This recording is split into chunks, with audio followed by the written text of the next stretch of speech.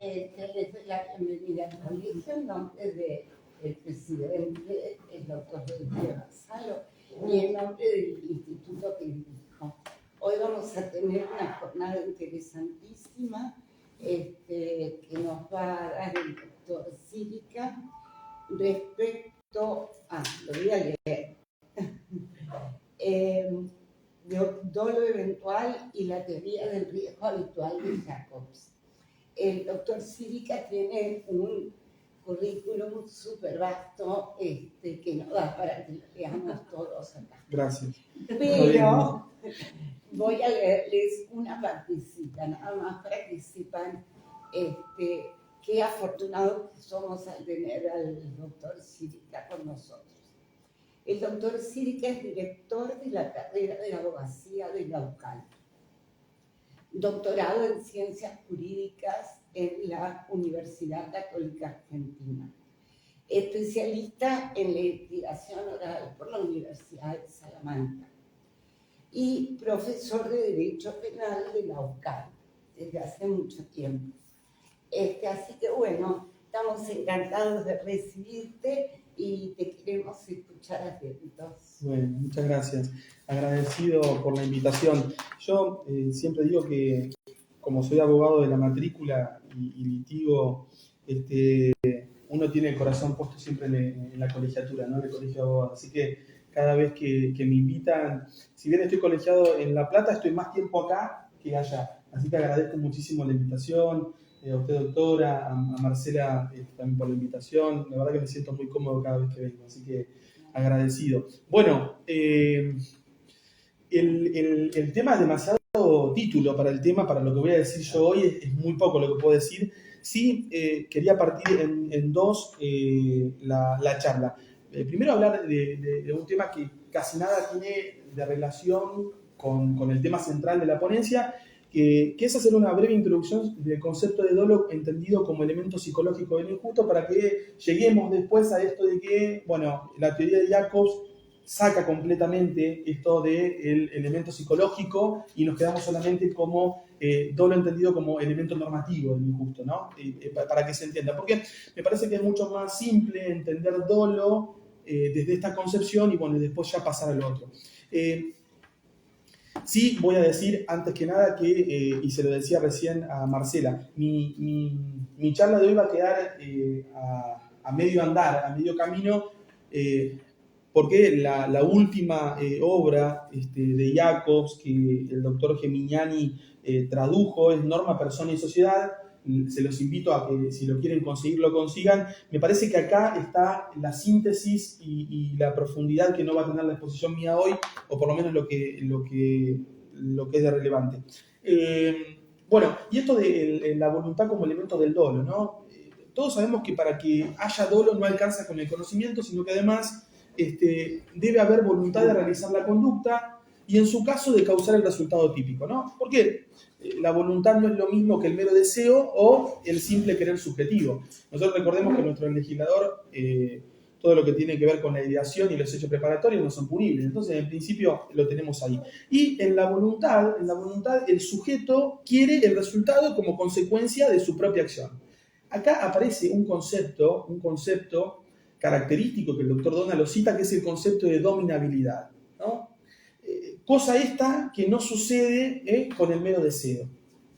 Y la voluntad como elemento de la acción y como requisito fundamental del dolo no significa finalidad, ¿no? Sino más bien dominabilidad.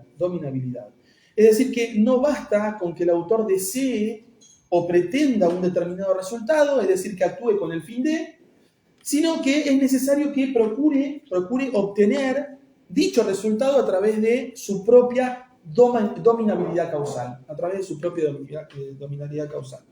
En el claro ejemplo y el clásico ejemplo del sobrino, ¿no?, que desea matar al tío y lo manda a viajar en avión o a salir durante la tormenta, más allá de faltar la tipicidad, al no existir el delito de homicidio por tormenta eléctrica, ¿no?, es más que claro que el autor carece de dolo al no existir la voluntad de causar la muerte, sino simplemente la desea o tiene la esperanza de que ello ocurra. Y acá como bien dice el maestro Dona, no se puede hablar de dolo porque no existe una voluntad, sino un mero deseo que no depende de lo que el autor pueda o no hacer, ¿no? Más o menos sería lo mismo que yo dijese que voy a hurtar la luna para dársela a la mujer que uno ama. Entonces, en ese sentido, claro, la parte volitiva del dolo exige una voluntad incondicional ¿de qué? De realizar el tipo objetivo, ¿no? Y tal como lo sostiene el maestro Belzel, de manera que si el querer es condicionado, no es todavía dolo, ¿no? Y esta idea de dolo, con un contenido de voluntad, es muy importante porque nos permite resolver muchos casos y de modo satisfactorio cuando se pretende acudir a la teoría de la imputación objetiva, ¿no? Yo igual, esto lo voy a decir, ¿no? Pareciera ser que estoy tirando en contra de mi molino. Yo soy partidario de la imputación objetiva. Pero no puedo desconocer esto, ¿sí? No puedo desconocer esto. Bien. Todo lo que acabo de decir hasta ahora demuestra que la esencia del dolo no puede buscarse en el conocimiento, sino también en la voluntad. Por lo menos en la formulación que realiza el maestro Dona cuando habla de dolo como elemento psicológico del injusto. ¿Qué dice Dona? Es muy claro con esto. La verdad que el tratado de Dona es clarísimo. Dice él, conocimiento y voluntad constituyen, según la tesis que defiende él, los elementos esenciales de esta forma de imputación subjetiva. Y lo remarca, ¿no? Claro, él dice, bueno, sin perjuicio de esto, tenemos que aclarar que la presencia del elemento cognoscitivo y volitivo en el dolo no siempre se muestra del mismo modo, ¿no? Dependiendo de la clase de dolo que se esté imputando, ¿sí? Y de las características de esto que podemos llamar elemento objetivo, exigido por el tipo penal concreto, es posible que se ponga el acento en el conocimiento o en el querer. En el conocimiento o en el querer. Y los elementos del dolo, conocimiento y voluntad, deben darse al momento de cometerse el hecho, no antes ni después, ¿no? El dolo anterior y posterior al hecho resultan absolutamente irrelevantes, ¿no? Y otra de las cuestiones que se me ocurre ahora es esta, que no es necesario que el dolo esté presente durante toda la ejecución del hecho. ¿Y esto por qué? Porque basta que concurra en el momento en el que el sujeto se dispone a la producción del resultado y abandona el control del curso causal. Y acá tengo un ejemplo. ¿Cuál es el típico ejemplo que ponen todos los manuales? Si no me equivoco mal, esto corríjanme, creo que Soler cita este ejemplo, cuando decía, el autor de un atentado que coloca una bomba en un avión responde por homicidio doloso, aunque en el momento de explotar la bomba, él no esté pensando en el asunto o inclusive está hasta durmiendo, ¿no? Esto nos trae la doctrina. Y sobre la base de esto llegamos a otro título, ¿no? Y así ya paso rápido al tema que nos convoca hoy, que es el concepto objetivado de dolo, es decir, concepto de dolo entendido como elemento psicológico del injusto. Miren, si quisiéramos hacer un resumen hasta acá, lo que podemos decir es, dolo es el conocimiento y la voluntad de realización del tipo objetivo. Y en palabras de la doctrina, la conciencia y la voluntad de realización de los elementos objetivos del tipo, ¿no? Y en ambas definiciones que acabo de referir, se comprenden tanto el elemento intelectual como el volitivo, y siguiendo en esto la doctrina, que no deja de lado la parte volitiva del dolo, esto lo dice Dona, más aún dice, la exige como un elemento indispensable, ¿sí? Se ha insistido en definirlo. Y entonces, ¿cómo podemos llegar a definir dolo? Bien, dolo es querer dominado por la voluntad de realización del tipo objetivo. Y acentuando más la voluntad, ¿qué es lo que dice la doctrina? Dolo es la voluntad de actuar, es decir, referida al resultado que sustenta la acción. El maestro Dona también cita a Kohler. Kohler ha insistido en conceptualizarlo como el conocimiento y el querer o la abolición de la realización del tipo objetivo, que comprende, y fíjense, esto es importante, que comprende el valor de la vigencia de la realización del tipo objetivo. Ya acá cuando empezamos a hablar de valor de la exigencia de realización del tipo, ya estamos delineando un poco, nos vamos a meter en imputación objetiva. Porque estas son formulaciones a las que Dona arriba. Yo entiendo que Roxin de un modo un poco imperfecto y soy más partidario de la teoría de Jacobs. Y desde la teoría de la imputación subjetiva, le puedo decir que desde la teoría de la imputación subjetiva, la voluntad aparece como la objetiva realización de la acción típica. ¿Qué comprende? Comprende el resultado, resultado que es concebido como saber práctico de su vigencia. Estoy de acuerdo con eso. Sí, y es más, y no puedo no traerlo, y esto seguramente lo van a compartir, no puedo no traerlo al maestro Hegel. ¿Y por qué voy a decir esto? Porque la idea de que el concepto de dolo incluía necesariamente la voluntad viene de Hegel, ¿eh? ¿En qué sentido? Y lo voy a citar a Hegel. Dice, la finitud de la voluntad subjetiva en la inmediatez de la acción consiste inmediatamente en que para su actuar tiene un objeto exterior presupuesto, acompañado de una multiplicidad de circunstancias. Y miren esto, el hecho provoca un cambio en esta existencia previa y la voluntad es responsable, subrayemos esto, la voluntad es responsable de la medida en que la existencia alterada lleva en sí el abstracto predicado de lo mismo. Desde la teoría de la acción final, vamos a ver más adelante que se estructura un concepto en el cual debía existir un manejo de la voluntad dirigida a los fines fijados previamente, y que sobre esa elección, ¿qué se elegían? Los medios más apropiados para poder llegar a esa meta. De tal manera que el concepto de dolo no podía escapar a esa idea rectora. Aunque si seguimos leyendo, el maestro Dona lo dice, aunque, como bien lo ha puesto de resalto el maestro Hirsch, ¿sí? De lo que se trata es de esto, dominio causal producido por la voluntad. Dominio causal producido por la voluntad. Vamos a ser mucho más simples en esto. Vamos a decir que el dolo tiene un componente intelectual y otro volitivo, y que ambos se refieren al tipo objetivo, de modo que se actúa con dolo, ¿cuándo se actúa con dolo? Cuando se conoce el tipo objetivo concreto y en consecuencia el autor realiza la conducta descrita por el tipo penal, por la norma. Si no, no existiría. No, y porque aparte nos pide congruencia esto, es decir, otro de los conceptos que aparece, ¿sí? Congruencia entre lo que se conoce y lo que se pretende llevar a cabo, ¿sí? ¿Qué dice Dona? Y esto yo lo he resaltado en mis apuntes.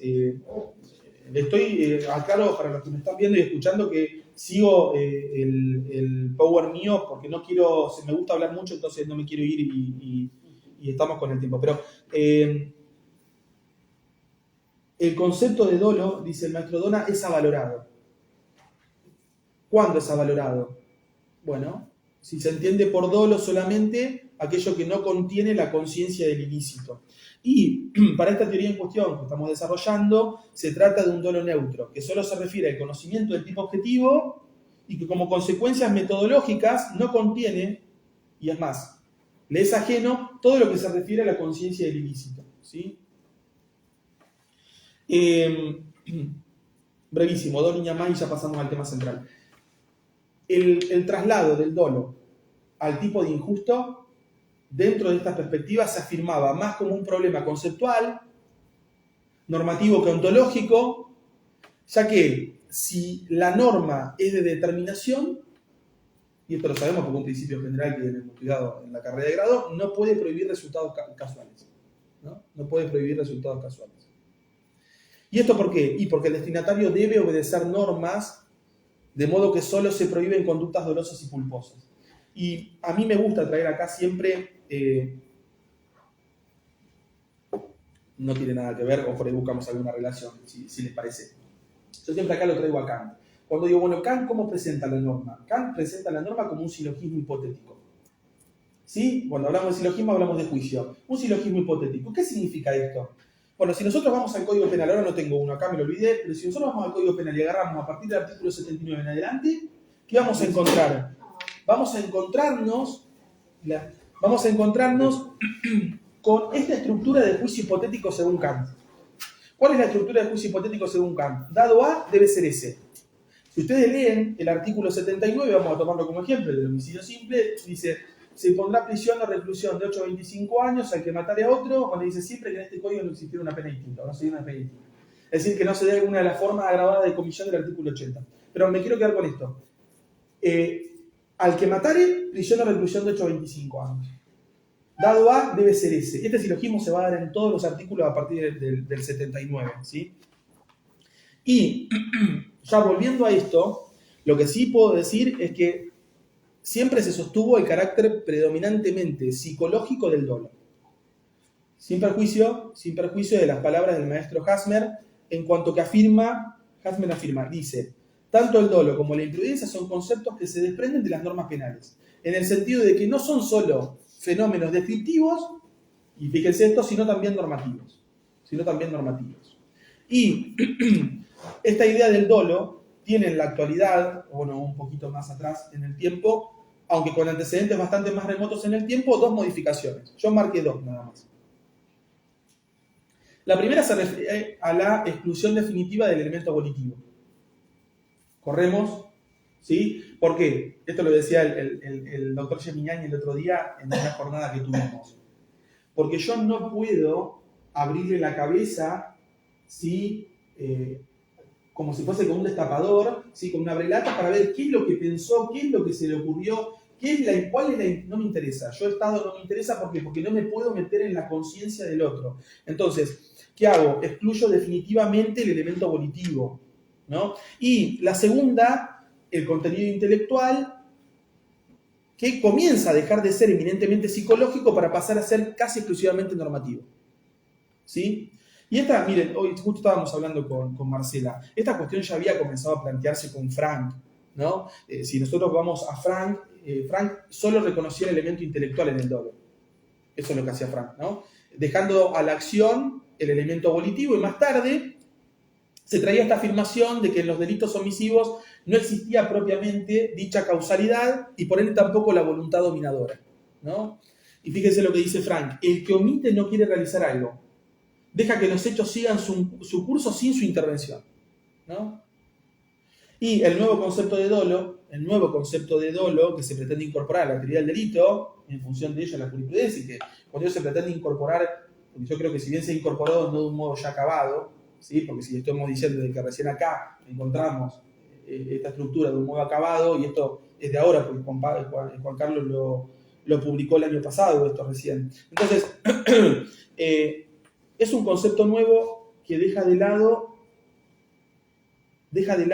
todo el elemento psicológico para hacerlo meramente normativo, y luego de ello pasar a lo que hemos conocido como la objetivación del dolo, que entiendo que tiene consecuencias no menores, ¿no? Por lo que el sistema se modifica fundamentalmente debido a que los nuevos criterios que se intentan imponer son totalmente normativos bajo este rótulo, con fines funcionales preventivos, ¿no? O sea, ¿no? Bien, y ahora sí, para ir, pero no quería dejar de ver esto porque me parece que es como una introducción que une para que no quedara tan descolgado de lo que les venía a proponer.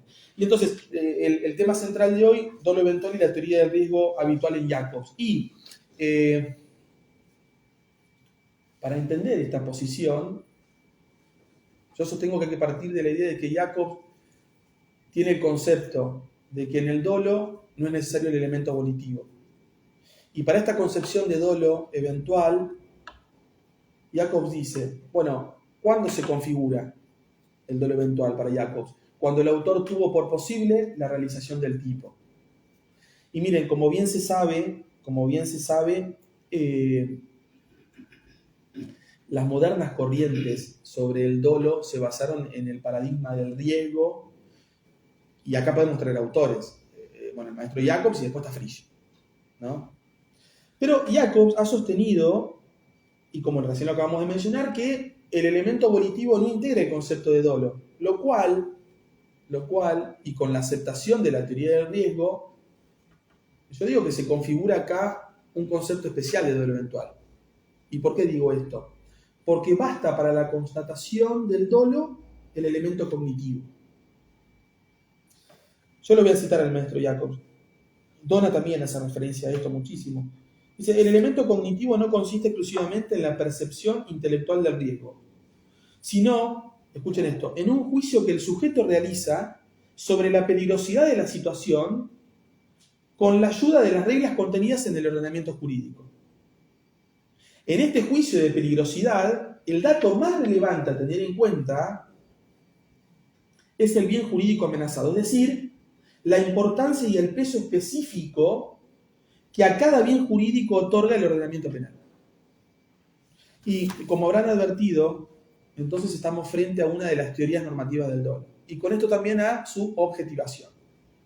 Y es claro que la teoría de Jacob se basa en las nuevas corrientes que solo exigen el elemento cognitivo y por ende entonces no van a aceptar que existe un elemento volitivo. Y de acuerdo con esta posición, es entonces que el conocimiento es el único elemento del dolo. Ahora, acá se genera una pregunta, y creo que es una pregunta muy importante. Y hago un paréntesis. El otro día justo hablaba con un fiscal en una audiencia de juicio, teníamos un intervalo, entonces nos pusimos a hablar de estos cursos de diplomaturas que uno hace, y uno decía, los abogados estamos tan acostumbrados hoy en día a la practicidad, estábamos hablando justo de un juicio abreviado, es decir, esto de que si pactamos pena amenazada, si tu asistido ya fue impuesto y dice que sí, en provincia no necesitamos reconocer materia ilícita, solamente acordar la calificación penal, y entonces, claro, esto es una cuestión de 2 más 2 es 4, y nos hemos olvidado de la teoría. Porque en nuestro ejercicio, en la suspensión de juicio a prueba, la teoría no camina, es decir, la pena amenazada menor a 3, ofrecemos reparación del daño en la medida de las posibilidades, si la víctima no la acepta, no hay ningún problema, le quedará expedita la vía civil. Sabemos en qué caso no se puede aplicar la suspensión de juicio a prueba, porque están taxativamente enumeradas en el 76, y listo, es punto de practicidad. Nos hemos olvidado de la teoría. Y esto, yo no me acuerdo si vos lo dijiste, Marcela, el otro día en la jornada, pero esto nos ayuda a ver los casos y a buscarle una respuesta profunda. Y digo, a ver, yo no quiero, porque si no estaría tirando algo para mi molino, pero con esto se ganan casos. Sí, te interrumpo ahí, que vos hablabas del juicio abreviado y del juicio oral, a veces tampoco ni siquiera se toca el doble. A ver, el que no quiere tocar, sí, pero el que no quiere tocar, se gana el caso. Sí, claro que sí. Depende de la prueba. Sí, bueno, y es más, yo generalmente, bueno, ahora porque estuve estudiando esto y entonces aprovecho, ¿no? Y lo uso para mi debate, pero digo, acá hay una pregunta central. ¿Cuál es el contenido de ese conocimiento? De la postura, de la teoría. ¿No? Jacob nos da una respuesta. Jacob dice el riesgo para el bien jurídico. ¿No? Y el conocimiento del sujeto y el riesgo para el bien jurídico, es decir, estos elementos adoptan en la tesis de Jacob características singulares, digo yo. ¿Por qué? Porque hacen que la misma se separe de las tradicionales teorías de carácter cognitivo, ¿no? Y para que les sirva, porque sé que muchos estas jornadas las tomamos para que nos sirva para la práctica, yo he llegado a concluir que la estructura del dolo se basa en 4 pilares fundamentales, ¿no? Que son por ahí los que tendríamos que rever, porque lo voy a decir como defensor particular. Esto asumo responsabilidad yo. Hoy en día es todo dolo eventual. La culpa con representación la olvidamos, sí. No existe más, no nos interesa, y entonces es todo dolo eventual. Nos pasa muchísimo en los juicios esto. En las defensas nos pasa muchísimo. Todo dolo eventual. Bueno, entonces yo he comprobado que la doctrina da una estructura de dolo eventual en 4 pilares fundamentales. ¿Cuáles son? El primero, el conocimiento por parte del sujeto. Conocimiento entendido no solo como acto intelectivo de aprehensión, sino, y esto es importante, como juicio válido del mismo sobre la posibilidad de producción del resultado. 2. La mayor o menor dificultad objetiva de impedir el resultado lesivo. Como tercero, y bueno, acá sí se ve claramente esto de lo que decía Jacobs, la importancia y la amplitud que al bien jurídico amenazado le otorga el ordenamiento penal. Porque seamos sinceros, si nosotros vemos el Código Penal y vamos a los títulos y a las secciones, el legislador puso determinados bienes jurídicos primero, no solamente por una cuestión de técnica legislativa, sino porque son aquellos bienes que él desea proteger con mayor rigor, si se quiere, y si hablamos de régimen de determinación de la pena, con mayor rigor también, ¿no? Y por último, la cuarta, las características del riesgo, es decir, si el riesgo puede considerarse un riesgo que al sujeto, que para el sujeto está habituado, ¿no? Y el conocimiento del sujeto como juicio válido, y yo insisto en esto, es el único que tiene que tenerse en cuenta también para el dolo eventual, ¿no? Y la diferencia con la imprudencia consciente, que claramente queda fuera toda consideración de la voluntad, ¿no?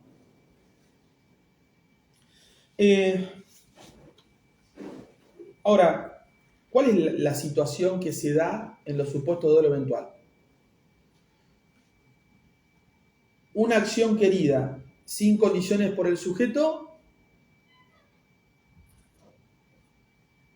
y en ese contexto van a aparecer una serie de efectos concomitantes cuya materialización, si es eventual, y entonces ¿qué surge? Bueno, que no se trata de determinar si el sujeto quería o no quería, o a lo que él exactamente aspiraba, sino que debemos investigar, y esto sirve como estrategia para plantearlo, si el sujeto podía o no conservar el control de la situación.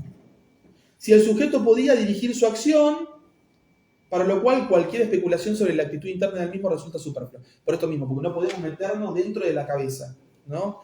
Y hasta ahora, entonces, ¿qué decimos? Que las teorías tradicionales de corte cognitivo defienden la premisa de que era suficiente el conocimiento de la alta probabilidad de producción del resultado lesivo por parte de quién, del sujeto. ¿Para qué? Para poder imputar la acción a título del eventual.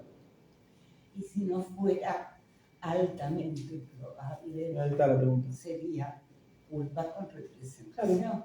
¿Sí? Porque muchísimas veces no es altamente probable la producción del resultado. Bueno, es más, y esto Mónica Jacobs no lo niega, pero Jacobs, ¿qué dice? Es insuficiente. ¿Qué dice Jacobs? Bueno, es preciso algo más que un mero conocimiento de la probabilidad de producción del resultado. ¿Qué dice Jacobs? Hace falta, además, que el conocimiento se erija en juicio válido para el sujeto en cuestión. Es más, lo voy a citar, miren. Este juicio significa que el sujeto incluye, dentro de su configuración de la situación, el dato cierto de la probabilidad de producción del resultado lesivo. O sea, el sujeto no solo piensa en ello, no solo lo conoce, sino que este conocimiento forma parte de la aprehensión global de la situación. Que es obvio que a lo largo del desarrollo de la situación, el sujeto puede variar su juicio sobre la probabilidad de producción del resultado, teniendo en cuenta que, y datos como la posibilidad de evitación, el grado de peligro, pero que es también obvio que lo determinante es la formación de este juicio en el momento de la acción. Y digo, ¿y por qué? Y lo voy a volver a citar a Jacobs. Si el juicio sobre la probabilidad de producción del resultado en el momento de actuar era afirmativo, es decir, si el sujeto tiene el dato cierto de que el resultado se puede producir, entonces habrá actuado con dolo eventual. Sigue. Se da dolo eventual cuando el sujeto juzga en el momento de la acción que la producción del resultado lesivo como consecuencia de su acción es probable. Miren, yo lo que sí creo acá es importante o fundamental es el aspecto de la evitación del resultado en la teoría de Jacobs.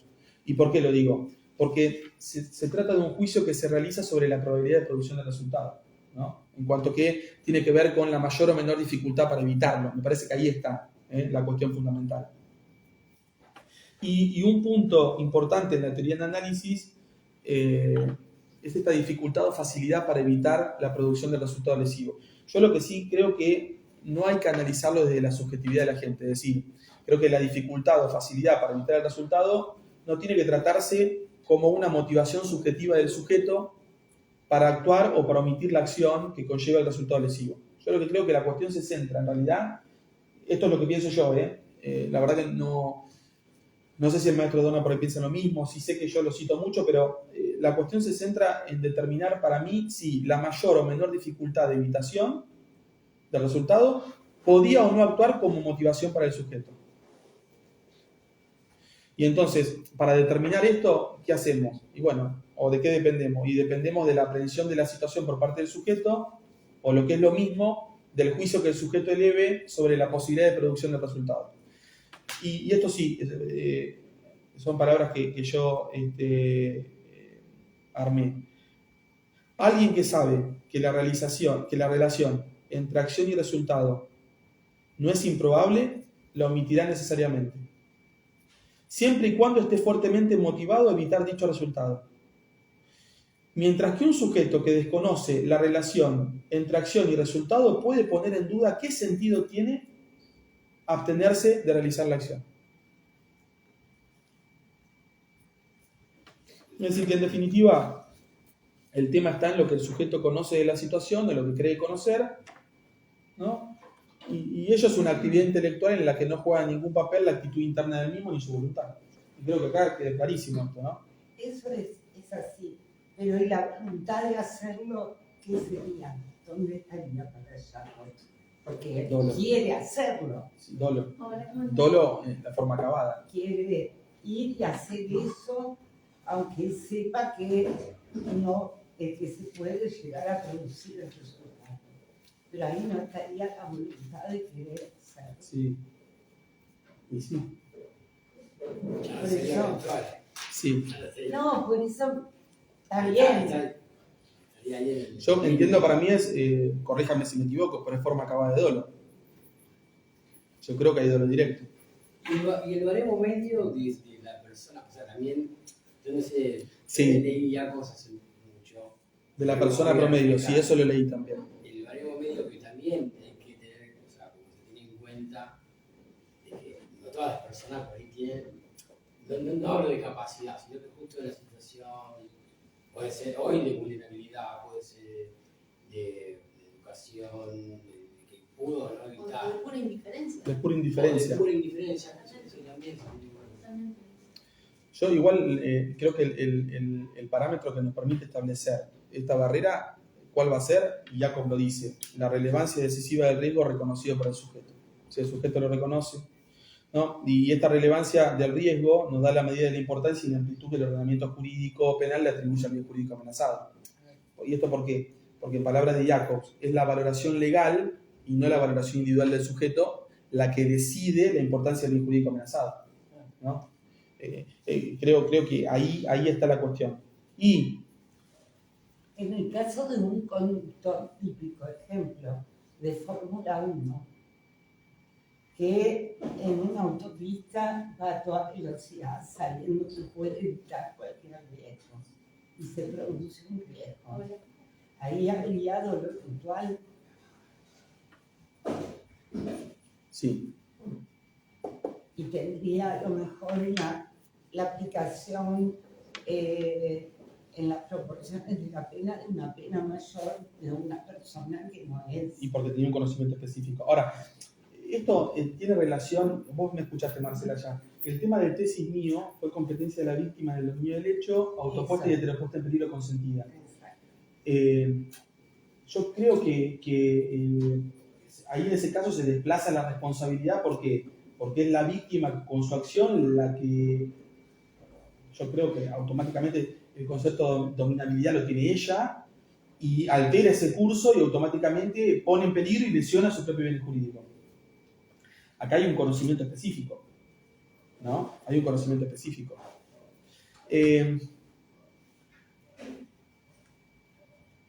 Volviendo a esto del ámbito del dolo, ¿qué dice Jacobs? Entonces, se estará en el ámbito del dolo cuando el sujeto realiza una acción que se supone lesionadora del bien jurídico, pero lo que hace él es considera el bien jurídico de poco valor por una parte o le es indiferente por la otra, que es esto que vos decías recién. ¿Por qué? Entonces, el dolo no va a quedar excluido cuando en casos de error de prohibición el sujeto infravaloró el bien jurídico, por ejemplo, y consideró que una acción lesiva para él mismo no tenía importancia. Pero yo quiero insistir en esto. Nuevamente, el grado de peligrosidad que fundamenta que un riesgo es relevante no se basa en la subjetividad. No se basa en la subjetividad, sino, en palabras del propio Jacobs, en juicios legales.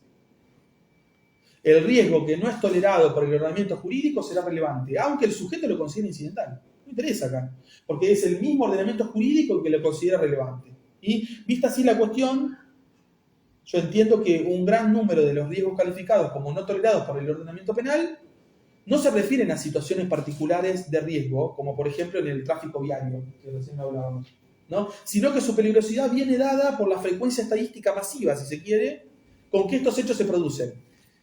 Y acá sí esta categoría de riesgos habituales, ¿no? Esta categoría de riesgos habituales.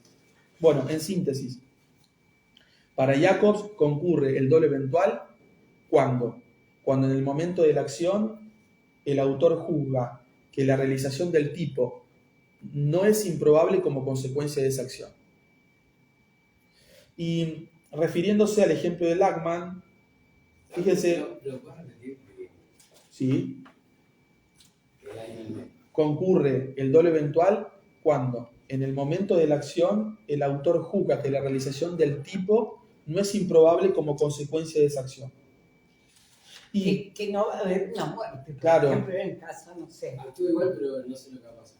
sí, no me va a pasar ese peligro. No voy a poner en peligro el bien jurídico. Actúa Una lo mismo. cosa así. Y actúo. y es más, mira, con este ejemplo lo vas a entender, porque Jacob sigue el ejemplo que pone Lachmann. Lachmann dice, y lo voy a leer así textual, quien para ganar una apuesta intenta acertar un disparo a la bola de cristal que una persona sostiene en la mano, actúa con dolo eventual de lesiones si se da cuenta de que la aventura puede acabar en la lesión de una persona, y subraya esto, no requiriéndose ulteriores procesos o estados de ninguna clase. Te desplaza todo, no me importa nada. Y Bacigalupo, no puedo no citarlo, Enrique, a quien le tengo muchísimo afecto y con quien he compartido jornadas en el instituto en Madrid. La verdad que yo creo que es uno de los grandes juristas del derecho penal que Argentina nos ha dado y que, en España...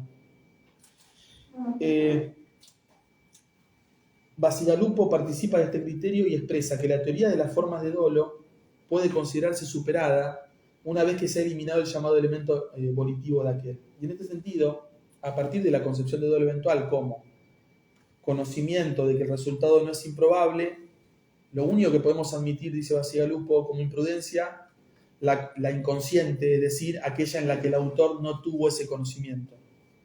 Y desde este punto de vista, y ya para concluir, desde este punto de vista, la distinción entre dolo e imprudencia no la tenemos que buscar en la antinomia voluntario-involuntario, ¿no? Sino en el par de conceptos conocimiento o desconocimiento, ¿no? Yo creo que está ahí. Bueno, muchas gracias. Excelente. Yo creo que les quedaron bastantes preguntas. Así que tenemos... Traté de achicar lo más que Ay, por pude. favor. Lo más Mira que todo pude. Después te paso los apuntes. No sé si... porque... No vas a pasar. No sé Sí, si sería problema. les paso todo. Lo único, no sé si sobre imputación objetiva pudieron ver algo. Por ahí podemos repasar algunos conceptos de imputación objetiva como para que los tengan. No sé si hay alguna pregunta respecto de eso. Sí, Yo tengo una pregunta respecto a lo que decía de la dominabilidad. Que Sí. no, depende, del curso causal. Ajá. claro, de la subjetividad del autor. Eso en el dolo entendido como elemento psicológico. Es decir, ¿qué dice? Que dolo es conocimiento y voluntad. Yo no puedo escindir a la voluntad. Estas son las teorías tradicionales. Pasa que ahí no estamos hablando de elementos normativos.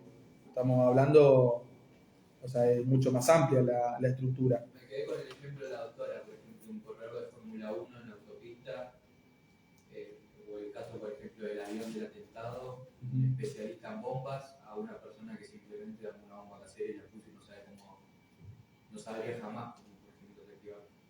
¿Cómo desactivarla, decís? Claro, la dominabilidad del hecho. Quizás, digo. Son conocimientos técnicos quizás que...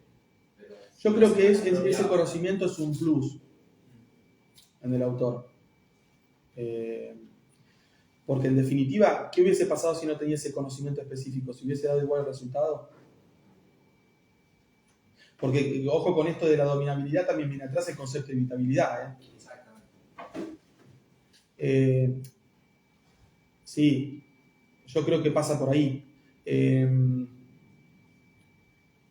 Esto ya lo decía el idealismo, por eso yo siempre lo cito a Hegel. Hay que hablar de la realización de la voluntad como acción de un sujeto. Creo que parte por ahí.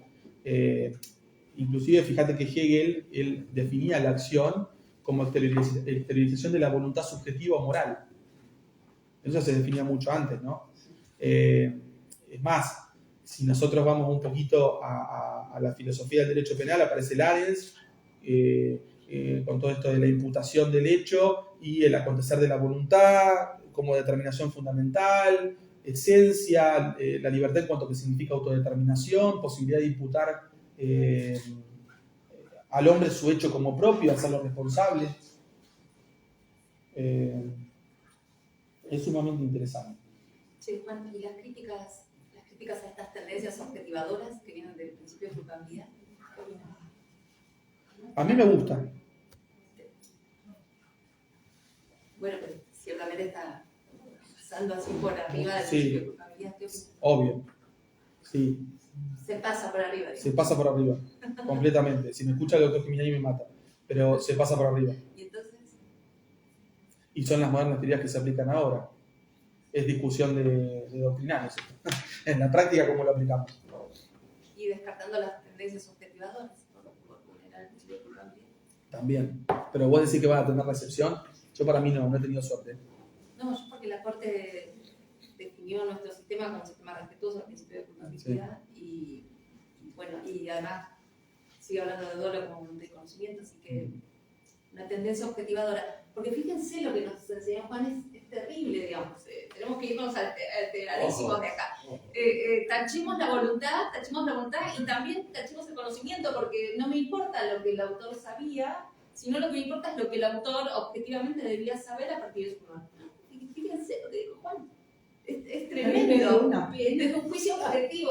Desde un juicio Yo lo veo, obviamente, lo primero que lo más aplicable, lo más aproximado a su aplicabilidad directa al delito que roza la imprudencia o la culpa por representación y el dolo eventual. Bueno, esa es otra discusión. ¿Para qué mantener un sistema con dolo eventual y culpa con representación? Elijamos Siempre es uno. una discusión. Claro, pero es que.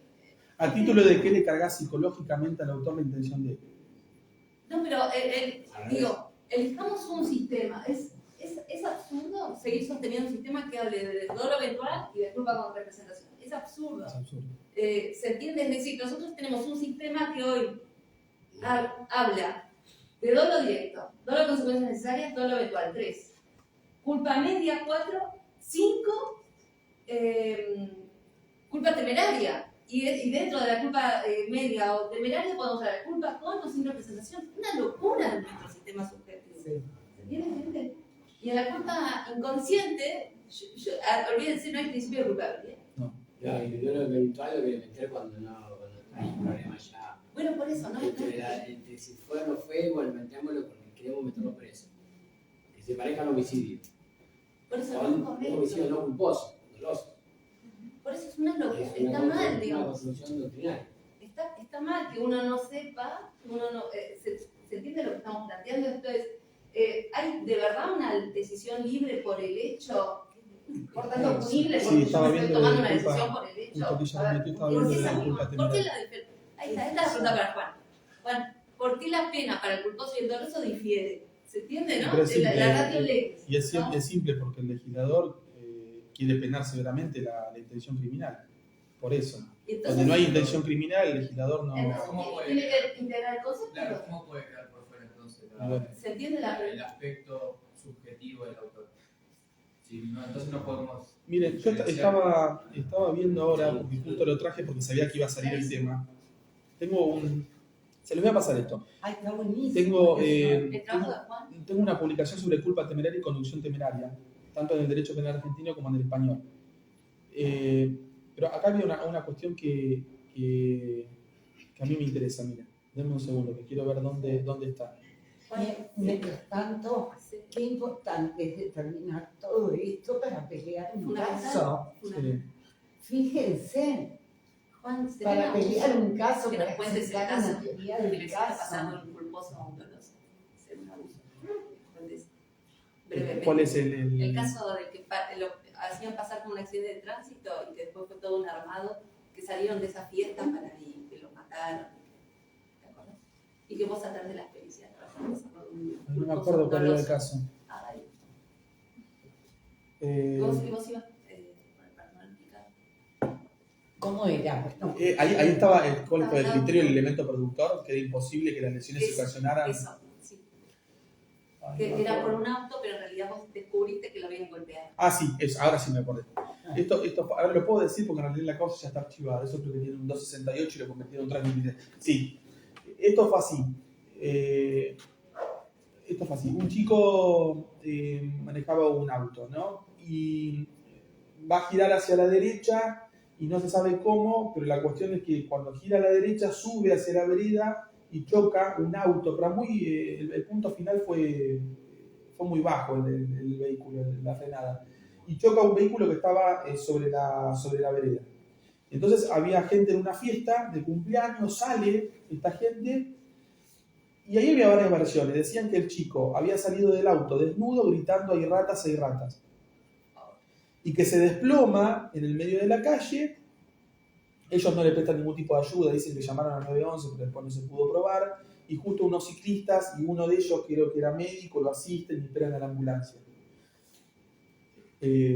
Claro, había salido el toxicológico negativo, es decir, que todo esto de que el chico salga desnudo del auto gritando hay ratas, no encontraban ningún tipo de explicación.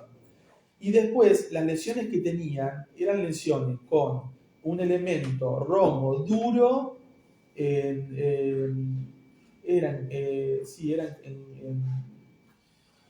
no me acuerdo bien si era en la cabeza tenía uno y después tenía signos, esto es lo que yo decía, tenía signos de arrastre. Ahí está el doctor Castro y conectado se tiene que acordar del casote porque lo llevamos juntos. Ricardo, si vos te acordás, Carlitos. Y las lesiones no eran compatibles con las producidas en un accidente de tránsito vehicular. Porque signos de arrastre, ¿cómo haces? ¿Cómo tenés lesiones que tengan solución de continuidad o que tengan una etiología que vos claramente la identificás con signos de arrastre o con hematomas producidos por en ese caso creo que era un palo de béisbol, un bate, un fierro, no me acuerdo. Después otra de las cuestiones, ¿cómo en el vehículo, es decir, en la cabina del vehículo vos te vas a generar esas lesiones? ¿No? De arrastre dentro del propio vehículo. Bueno, al final después se terminó con que era... Pero ya archivaba, ¿no? Como lesión culposa, o ahora sí, estaba a punto de cerrar como lesión culposa. Ya estaba a punto de cerrarse esa causa. ¿Sí? Porque no, la fiscalía no entendía la teoría mía. Yo le decía, estas lesiones no son compatibles con la producida en un accidente de tránsito vehicular. Es imposible. Es imposible. Otra de las cuestiones es esa también. Yo no sé si algún fiscal no quiere hablar, pero muchos no se juegan tampoco en estas causas. Es como que, viste, como que el particular verificado tiene que probar. Nadie, viste, es lo que pasa con las averiguaciones de causal de muerte. El otro día hablaba con un fiscal de una temática culposa en el interior de la provincia. No voy a decir quién porque se va a enterar. Pero me decía, si no me traes un testigo que haya visto que lo golpeó este hombre mayor de edad en el trabajo, se cayó, tiene un golpe en la cabeza, es un accidente laboral. Y si nosotros nos llevamos el testigo que los había visto discutir, que vio que el otro compañero entró rápidamente a la sala donde él estaba, que sale rápidamente y que después lo encuentran al hombre tirado en el piso con una contusión en la cabeza, a ver, seamos sinceros, si yo estoy trabajando y tengo una máquina acá adelante, ¿cómo hago para lesionarme acá arriba? Imposible. Bueno, otra de las cuestiones es eso también, ¿no? Los conocimientos médicos legales muchas veces nos ayudan a dilucidar. Yo siempre digo que los abogados que hacemos derecho penal tenemos que tener un buen perito psicólogo de parte, porque hoy en día hay mucho problema con el testimonio único de la víctima en los delitos contra la determinación de la libertad no sexual. Hay muchísimo. No voy a hacer juicio de valor, porque todos me conocen y saben que no juicio de valor, pero el testimonio único de la víctima, de la denunciante, yo para mí no es suficiente, no logra derribar el estado más allá de toda duda razonable. No, es una barbaridad. La verdad. Y hay condenas, yo he visto en la provincia, hay condenas solamente por el testimonio único de la víctima. No, ¿no? y aparte con el testimonio único de la víctima, dictan medidas cautelares de restricción, aviso a los distintos registros, y el pobre tipo no sabe ni qué fue denunciado, porque hay mucho abuso con esto de las políticas de género. Yo igual vuelvo con esto, ¿no? Yo soy muy respetuoso con las cuestiones de género, no me meto. Sí creo que hay una gran confusión el agravante de género con los delitos que se cometen en el seno intrafamiliar. Es decir, una cosa es la violencia de género, otra la violencia contra la mujer, otra la violencia familiar. Y creo que hoy en día está todo muy confundido, muy confundido. Es más, Yo tuve hace poco un caso de un chico que estuvo, porque vieron que el delito sexual es muy difícil, por ahí, doctores, ustedes tuvieron suerte, yo muy pocas veces tengo suerte de morigerar, encarcelarlo, olvídense, pero de morigerar, un chico que estuvo 5 años detenido, ahora lo puedo decir porque total ya está la causa, estuvo acusado de 3 hechos de violación, 119 tercer párrafo, contra la hija. Logramos demostrar durante el juicio, porque vieron que lo que uno trata es la credibilidad del testigo, ¿sí? En este caso, cuando los hechos se cometen en el seno intrafamiliar, donde no hay personas que hayan visto o lo que fuese, tampoco había una pericial médica positiva, es decir, no hubo nunca, porque esta chica lo denunció cuando adquirió la mayoría de edad. Lo que se busca es que los dichos de la víctima hayan sido sostenidos ante todos los interlocutores con los que ella habló en relación a eso. Bueno, logramos probar en el debate oral, 7 versiones distintas.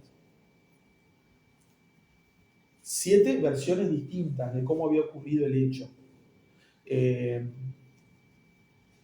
Y entonces creo que está sobrevalorado el testimonio único. Y yo lo que no entiendo es cómo llegamos a la instancia de juicio solamente con ese testimonio sin verificación periférica. Y después otra de las cuestiones que siempre me enojo y discutí con la perito de esta causa, no tiene nada que ver con este tema, pero ya que estamos lo cuento porque me pareció importante. Yo sigo mucho a Rodríguez Almada con esto de la ideologización de la labor pericial. ¿Y por qué lo sigo mucho a Rodríguez Almada? Porque lo que me pasó a mí es que la interrogo a la perito y la perito dijo, bueno, dice, yo le pregunté si había aplicado técnicas a la víctima, me dijo no para no revictimizarla. Y ahí tenemos un problema. ¿Y esto por qué? Porque la segunda pregunta fue, ¿y le aplicó técnicas a mi pupilo? Sí. ¿Y por qué a mi pupilo le aplica técnicas y a la denunciante no? ¿Por qué usted presupone que la va a revictimizar? Porque entonces, ¿dónde está la objetividad del perito? Mató ahí cualquier intento por mantener la piedad cuando me dijo que ella se debía al secreto profesional. Una perito oficial, de la asesoría pericial, ¿no? Y esto de la ideologización de la labor pericial en Rodríguez Almada está bueno, yo se los aconsejo que lo lean. ¿Por qué? Porque cuando el perito lleva adelante esta pericia, tiene que haber textualización de lo que dice el peritado. Porque si no, si yo pongo categorías abstractas, la categoría abstracta lo que hace es eso mismo, me impide a mí controlar la prueba. O sea, ¿cómo sé yo que la perito, o cómo arribó la perito a esa conclusión, si no tengo una textualización? ¿Cómo controlo yo? Eso lo tiene que poner. Bueno, en este caso, la categoría abstracta quedaba obturada, no me permitía. Yo le preguntaba, bueno, ¿usted cómo arribó a esa conclusión? Y porque me lo habrá dicho. No, textualíceme, porque yo ¿cómo controlo si no? ¿No? Y creo que ahí no podemos arribar a una sentencia condenatoria sobre eso. Bueno, después le pregunté a una de las peritos particulares con quién había controlado. Tampoco sabía con quién había controlado. Entonces, después se escudaron de que hacía mucho calor ese día y no recordaba. Pero a ver, los peritos que presenté yo decían con quiénes habían controlado, ¿no? Y después, ¿cuántos casos controlás vos por semana? 15. Y no te acordás el nombre del psicólogo controlante, que encima me retaron. Como yo dije psicólogo controlante, me dice, doctor, no se llama controlante. Lo dejé pasar, porque la verdad que no conozco el término propio. Pero, yendo a esto, muchas veces se arriba a sentencias, y yo a veces digo, ¿cómo se arriban esas sentencias? Porque yo, voy a ser objetivo con lo que digo, y porque aparte, digo, yo juez, en mi conciencia, ¿cómo arribo a eso? No les importa. Bueno, ¿cómo arribo? ¿No? Porque otra de las cuestiones es esa, todos sabemos la pena amenazada para el 119 tercera parte, ¿no? Es decir, estamos hablando de 8 a 20, y si no se va un poquito más. No estamos hablando de una pena amenazada y después anda a pedir libertad condicional de terceras partes con delito. No. Entonces hay un montón de cuestiones, ¿viste? Yo lo escuchaba el otro día a Santiago Rizardi, que es un fenómeno. Santiago, hablando del razonamiento probatorio. Y él decía, las sentencias tienen que ser más simples. Otra de las cuestiones, nosotros los abogados nos vemos obligados a explicarle, no porque no corresponde, pero los términos difíciles y las citas textuales en latín que se ponen en la sentencia. La pregunta es, ¿para quién es la sentencia? No es para los abogados la sentencia, es para el imputado, es para las partes. tienen que entender las partes, cómo el juez arribó a eso. Es decir, hay otra de las cuestiones que nos pasa también es que se da mucho el tema de la omisión de tratamiento de cuestiones esenciales. Y más en este tipo de sentencias de delitos contra la libertad sexual. Planteas algunas cuestiones y no... O la doble agravación. Perdón, doctor, yo me acuerdo no hace 2 o 3 años de un texto de Sansinetti que habla de este Sí, Sansinetti tiene un montón de testimonio único y el principio duro. Que Sí. dice, bueno, cuál es la diferencia, digamos, cuál es el contrapunto entre el hecho de igualdad, digamos, y el principio de razonabilidad de la sentencia. Bueno. O sea, ¿cómo hace para comparar? Yo sostengo igual que en ese caso no hay igualdad de armas. Porque yo entiendo que ya la mirada está en mi cliente como si él fuese culpable. Porque si yo siento al perito y el perito dice no lo hice para no revictimizar, ya ahí tenemos un problema. No le apliqué baterías para no revictimizarla. Vuelvo con lo mismo, yo soy respetuoso. Hoy yo la escuchaba a Marcela que me dice, yo soy muy respetuosa cuando le pregunto a la víctima. Sí, yo también soy respetuoso, pero digo, una vez un juez me dijo, el abogado defensor se tiene que tirar encima de los testigos. Como diciendo, vos oponete, defendelo porque estás defendiendo el estado de inocencia, la no culpabilidad. Pero a mí hay que darle una vuelta más de rosca con esto, porque yo digo, ¿dónde está otra de las cuestiones? La corroboración interna y externa. Esta perito me había dicho que no había tenido acceso a las constancias de la causa. Entonces, ¿cómo yo arribo a un dictamen pericial válido si no he tomado conocimiento de toda la causa? En la mayoría de los casos la entrevista una sola vez. Otra de las cuestiones, ¿cómo yo saco un perfil, seamos sinceros, en una hora? Sí. En una entrevista semidirigida o semiestructurada, no sé cómo le dicen, corríjanme, pero ¿cómo yo saco eso? Porque otra de las cuestiones es, yo lo veo mucho en las temáticas de violencia familiar, donde siempre están las 12.569 y entonces si hay delito, automáticamente aparte la UFI temático la de turno. Yo lo veo mucho esto. Los informes que se realizan, yo digo, en uno de los informes me habían puesto el término perversidad y yo digo, ¡apa! ¿Cómo encima había sido una escucha telefónica en un conste? ¿Cómo yo arribo a decir, bueno, que el victimario signos de perversidad? Sí, en un análisis psicológico. Yo digo, ¿cómo hacen? Es el sesgo del entrevistador. Bueno, ese es un problema también. Ese es un problema. Nos fuimos re de tema, ¿no? Sí. Sí, la culpa es mía. No sé qué dicen en Zoom. No, lo de la sentencia, está muy bien lo que decían de la sentencia, que es un tema para tratar, ¿no? El lenguaje claro para los justiciables. Es un tema. ¿Cómo le explicás dolo, por ejemplo? Si tenés al fiscal objetivista, al juez que vaya a saber qué tendencia sigue, qué sé yo, y uno que dice, no, dolo es conocimiento y voluntad, por ejemplo, se le teoría mixta. En La Plata pasó con un caso muy famoso, el voto, un querido amigo mío, colega que falleció, el caso del pitbull y la chiquita que el dueño deja. Fueron 2 casos. Sí. Uno en un barrio pobre y otro en un country. Sí. El del barrio pobre, dolo eventual o culpa con representación. ¿Qué dice el público? Dolo eventual. ¿El del country? Sí, señor. Así lo resolvieron. Los mismos jueces. Perdón, yo sé que era tu amigo, pero... No, bueno, sí, no, pero yo no estoy de acuerdo. Yo no estoy de acuerdo. Comparto con vos lo que decís. ¿Sí? Comparto con vos.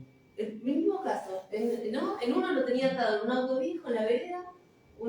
Murió el chiquito, pero incluso cuando la mamá fue golpeada, este vecino recibió al chiquito y a la madre golpeada. Diciendo, está claro que no quería que el nene muera. Andan los perros en los vehículos en la vereda. Los vehículos abandonados porque es así en los barrios pobres. Y en el country, el perro saltó el cerco. El cerco no estaba bien arreglado y sabían del problema del cerco. Incluso hasta se diría que tiene más responsabilidad del country, que tiene incluso Que tenía más recursos posibilidades de dominabilidad y de evitación mayores. Sí. Claro, tenía mayor. Ahí tengo un trabajo de culpa temeraria y conducción temeraria, se los voy a dejar. Y bueno, y después nos queda pendiente de competencia de la víctima en el dominio del hecho, porque es un tema Yo con este tema, ¿saben por qué elegí el tema de tesis? Porque en realidad todo me motivó un caso que gané. Ah, Se los cuento brevemente porque es interesante. Me contrata un municipio del interior de la provincia, estaba dentro del departamento judicial de Mercedes. Una señora mayor muere producto de la colisión de un camión recolector de residuos. qué buen A caso. ustedes no estoy cansado con el No, me tema, encantó porque eso. ya se los dije varias veces en clase y todo. Bueno, y ahí entonces estábamos con esto de la competencia de la víctima en el dominio del hecho y por qué se planteaba la autopuesta en peligro. Porque la señora, el camión de residuos había frenado casi 10 metros antes de la senda peatonal, los brazos, agarra el volquete, lo vuelca, bueno, el conductor, un hombre mayor, de años, que siempre se había dedicado a lo mismo. Y entonces, lo primero que yo me pregunté, bueno, a ver, el ordenamiento jurídico, ¿cuál es la conducta que le exigía a él? Digo, porque si vamos a hablar de factor de atribución de responsabilidad, yo quiero saber, a ver, la exigibilidad. Porque mismo esto, si estamos hablando de culpabilidad, además de la imputabilidad, tiene que haber exigibilidad, conocimiento virtual de la impunicidad, es decir, hay elementos propios que forman el concepto de culpabilidad. Y entonces yo digo, bueno, a ver, ¿cuál era la conducta esperada? Y entonces él, ¿qué hizo? Hace el mecanismo, cuando le tocan el timbre de fuera, mira por los espejos retrovisores, no venía nadie hacia atrás, saca el freno de mano, mira hacia adelante, emprende la marcha, creo que el punto final era 20 km por hora. Si no menos, 17, 20 km por hora. Nada. Y la señora, ¿qué hace? Me llamaba la atención los testigos, ¿no?, que se desarrollaron en el juicio. La señora había ido al banco, que estaba en una cuadra, hace la cuadra caminando y cruza de esquina a esquina en sentido perpendicular. Y cuando va a cruzar, se pega el camión y pasa pegada al camión. Camión que estaba detenido, ya les digo, casi 10 metros de la senda peatonal. Cuando el conductor emprende la marcha, mira para adelante, imagínense un camión de recolector de residuos, hacia adelante no tenés vehículo. Entonces a mí me llamó la atención, y esto lo discutía con la fiscal de juicio, que entrañable, querida amiga, que yo le decía, se nota que uno, cuando le decíamos, uno ejerce, estamos en el rol de defensor y de fiscal y nos matamos. Después cuando termina todo vamos a tomar un café o a comer el asado, pero ahí nos matábamos. Digo, escuchame, y las cosas me miraban, no me decían nada, pues digo, escuchame, vos le estás pidiendo a mi cliente, se lo decían los alegatos de clausura, vos le estás pidiendo a mi cliente, doctora, que ponga, que se levante, que ponga la frente en el vidrio, mire para abajo a ver si alguien justo pasaba por ahí. Entonces, ¿cuál es la conducta esperada? ¿Qué es lo que el derecho espera? El derecho esperaba eso, que yo mire hacia adelante, que espere la señal de mis compañeros, que emprenda la marcha a velocidad moderada, porque obviamente el dominio de la cosa es riesgosa, no vamos a meter en cuestiones de responsabilidad civil, pero digo, y bueno, y entonces ahí que surgió, bueno, surgió que la señora había tomado 3 veces la misma medicación, surgió un testigo que decía, me causa risa la expresión, dice, yo la vi, dice la señora como embatatada, sin saber por dónde cruzar, ¿no? Esta frase embatatada. Bueno, cuestión que se acusaba por dolo mental. ¿Cómo terminó? Primera instancia terminó en absolución, que agradecí completamente al juzgado, porque el juzgado correccional cita la mitad de los alegatos como causal para la absolución. La Cámara lo da vuelta. Él jamás se pudo no representar de que alguien podía pasar por ese lugar en ese momento. Es decir, le exigía más que lo que le exigía el derecho. Es decir, la Cámara le estaba pidiendo mucho más de lo que le exigía inclusive la lógica común, ¿no? Gracias a Dios casación lo da vuelta y ya después no fueron a corte, pero claro, porque es un tema aparte estudiado en profundidad por casación tiene muchos fallos de esto de la competencia de la víctima en mi derecho, autopuesta, telepuesta en peligro consentido, es decir, cuándo la víctima consiente, cuándo no consiente. Entonces, porque otra de las cuestiones es esta, es que la doctrina siempre dio 2 soluciones, de la tipicidad o de la medición de la pena. Entonces era más fácil la cuestión de la medición de la pena. ¿Por qué? Porque yo decía, es responsable. Y entonces, ¿qué hago? Al momento de, en vez de excluir, por falta de tipicidad, yo que decía, bueno, me dedico a la pena. Y entonces atenuo la pena, artículos 40 y 41, y entonces, ¿qué fue lo que hizo la Cámara? Sí, pero arrancó en 8. Claro que sí. Y es muy difícil probar la autopuesta en peligro. También cuesta. Y pero acá estaba aprobado. Acá estaba aprobado. Sí, pero Acá estaba aprobado. cuesta. Igual te digo una cosa, no, yo en los casos que me ha tocado a mí, que después de ese he tenido muchísimos en esta temática, no es tan forzado probarla, si uno tiene bien en claro cuáles son los elementos. A ver, ¿qué digo yo acá? Está muy bueno. No lo tome igual todo lo que digo, pero... La participación de la víctima se da cuando asume una acción a su propio riesgo, directamente incide sobre el desarrollo del intercriminis e involucra y afecta a su propio bienes jurídicos. Porque se dice que dentro de la teoría del delito culposo es de utilidad el análisis de la conducta de la víctima, su aporte en el resultado lesivo y la responsabilidad. ¿Y cómo entiendo yo responsabilidad? Reproche penal que le pueda caber a su autor, al autor, perdón, por su obrar en principio negligente. Solo para esto se aplica, Y entonces, yo lo que decía, que a diferencia de lo que puede suceder en otros ámbitos de la teoría del delito, como por ejemplo las reflexiones en torno a la misma cuestión en el marco de la medición de la pena, esta teoría muestra una particularidad o una peculiaridad. ¿Cuál es? Que se trata de introducir la figura de la víctima en el contexto de valoración normativo del comportamiento del autor. Y especialmente de determinar si la conducta de la víctima puede resultar relevante, y acá es el término de relevancia, para constatar si siquiera existe una conducta típica. Entonces yo lo resuelvo desde la tipicidad. Parte de la doctrina, yo no soy nadie, ¿no? Pero parte de la doctrina lo resolvía desde la medición de la pena. Entonces, lo que en realidad tenemos que saber acá es comprobar si hay víctima y si hay autor. Y sobre eso, un interrogante. Si la imputación de la víctima debe necesariamente desvincular al autor. Y entonces, había tres cuestiones acá. La primera, si la eliminación de la imputación del autor debe recaer sobre algún elemento del tipo, como causa de tipicidad, o puede incidir directamente sobre la antijuricidad como causal de justificación, o por qué no, como varios autores han sostenido, incida directamente sobre la culpabilidad. Y entonces, se presenta que la imputación de la víctima tiene que ser analizada desde ambas variantes, imputación objetiva de la conducta, imputación objetiva del resultado. Y hay un punto de partida. ¿Cuál es el punto de partida? Autorresponsabilidad de la víctima, es decir, su reconocimiento de libertad, de disposición sobre los bienes jurídicos de ella, imputación al ámbito de responsabilidad que ella misma ostenta, es decir, imputación a su comportamiento, imputación del resultado, y ya sobre esto, ¿cuáles son las soluciones que aporta la dogmática? Bueno, tipicidad o medición de la pena. Y ahí no nos tenemos que olvidar de algo, que la pena no es más que la reacción del Estado frente al quebrantamiento de la norma, y que la individualización de la pena es un acto mediante el cual un juez con responsabilidad jurisdiccional consagrada por el propio Estado, ¿qué es lo que hace? Mide la infracción de la norma violada y la transforma en una pena determinada, lo que se llama juicio de adecuación o subsunción de la pena. Y la ponderación de esa pena, ¿qué va a ser? No va a ser otra cosa que la magnitud del ilícito culpable.